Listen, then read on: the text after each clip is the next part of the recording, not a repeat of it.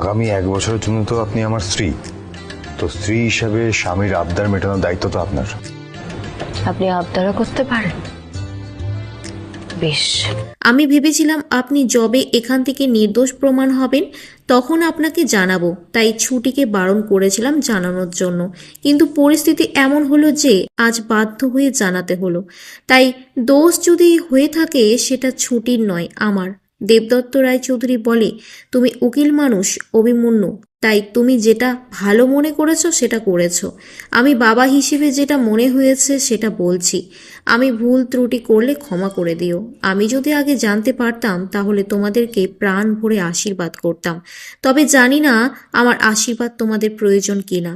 অভি ছুটির বাবাকে প্রণাম করতে গেলে বলে, এসব তুমি কি করছো? না না, আমার পায়ে হাত দিও না, আমি তো একজন অভিযুক্ত। তখন অভি বলে, এটা আমার বাড়ির শিক্ষা। আমি দেখতে যাব না আপনি অভিযুক্ত কিনা। আপনাকে ছুটির বাবা হিসেবে আমি সম্মান করি। সবার প্রথম আপনার পরিচয় হচ্ছে আমার স্ত্রীর বাবা, তাই সম্পর্কে আপনি আমার বাবা। এবার আশীর্বাদ করবেন তো?